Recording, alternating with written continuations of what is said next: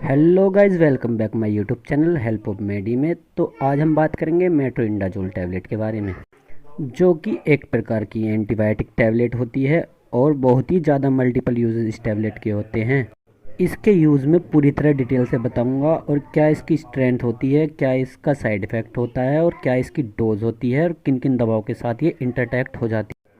और लास्ट में आपको बताऊंगा क्या इस टैबलेट को अल्कोहल के साथ ले सकते हैं या नहीं ले सकते हैं। अगर गलती से भी इस टैबलेट को कोई ले ले तो क्या प्रॉब्लम हो सकती है। मेट्रोइंडाजोल एक एंटीप्रोटोजोल तथा एमिनोविसाइड ड्रग्स है, जो कि नाइट्रोविंडाजोल ग्रुप से बिलोंग करता है। यह इंटेस्टाइन तथा एक्स्ट्रा इंटेस्टाइन दोनों के ही प्रकार के इन्फेक्शन को ठीक करने का काम करती है। मेट्रोइंडाजोल आपको टैबलेट फॉर्म में, इंजेक्शन फॉर्म में, सिरप फॉर्म में मिल जाती है, और साथ ही ओरल जेल में और वेजाइन जेल में भी आपको मिल जाती है। लेकिन इस वीडियो में हम मेट्रोइंडाजोल टैबलेट के बारे में जानेंगे।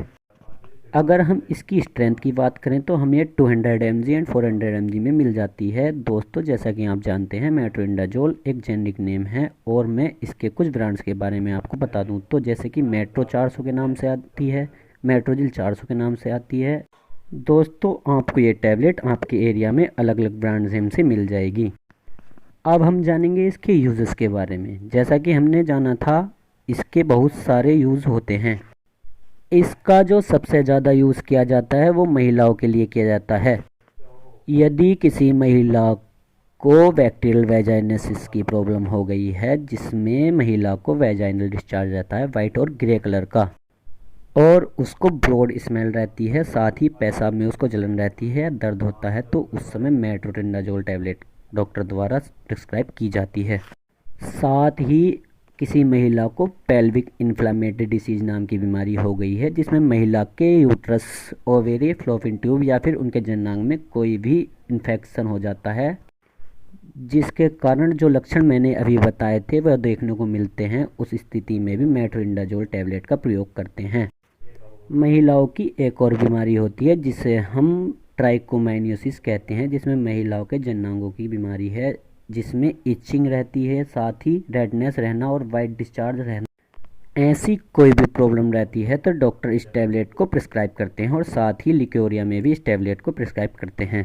साथ ही महिलाओं से अलग हम बात करें तो चाहे वो मेल है या फीमेल है, उसको स्टोमच में इन्फेक्शन है या इंटेस्टाइन में इन्फेक्शन है या एक्स्ट्रा इंटेस्टाइन में इन्फेक्शन है, और किसी व्यक्ति को लंग्स में इन्फेक्शन है, निमोनिया हो गया है, जो कि एक लंग्स का ही इन्फेक्शन होता है, दोनों ही प्रकार के इन्फेक्शन में ये टैबलेट दी जाती है। साथ ही इसका जो प्रमुख यूज़ है, जो कि आपने कभी ना कभी लिया होगा, जो कि एमोविएक डिसेंट्री है, जो कि पेचिश या दस्त बहुत ज़्यादा लग जाते हैं, तो उस समय इस टैबलेट का यूज़ करते हैं। और जब कभी आपको दस्त के साथ ब्लड भी आ जाता है, तब भी हम इस टैबलेट का यूज़ करते हैं। इन सब इन्फेक्शन से अलग, अगर किसी को ओरल इन्फेक्शन है, जैसे कि गाल के अंदर कोई इन्फेक्शन हो गया है, तलवे के ऊपर कोई इन्फेक्शन हो गया है, तो भी इस टैबलेट का यूज़ करते हैं। साथ ही गम्स डिसीज हो गई है, मतलब मसूड़ों में किसी भी प्रकार की स्वेलिंग हो या मसूड़ों से आपके ब्लड आ रहा हो, तब भी हम इस टैबलेट का यूज़ करते हैं। साथ ही अगर किसी पेशेंट को लीवर में इन्फेक्शन हो गया है, तो भी हम इस टैबलेट का यूज़ करते हैं।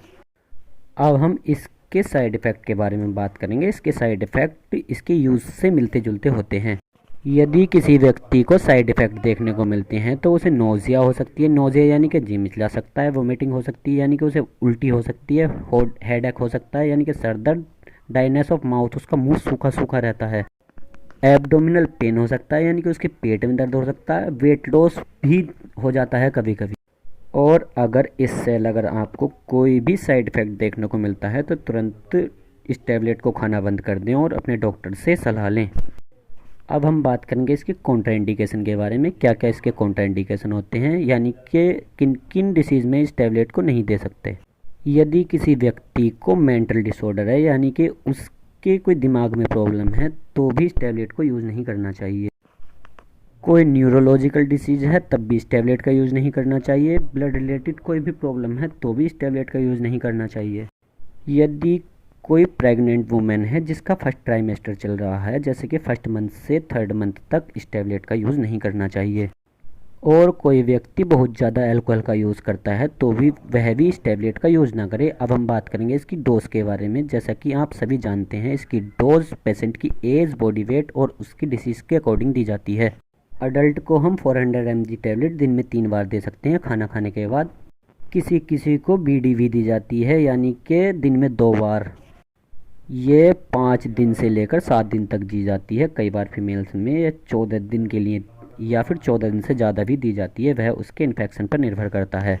ये वीडियो केवल जनरल अवेयरनेस के लिए हैं, इसलिए टैबलेट का यूज़ बिन डॉक्टर की सलाह के ना करें।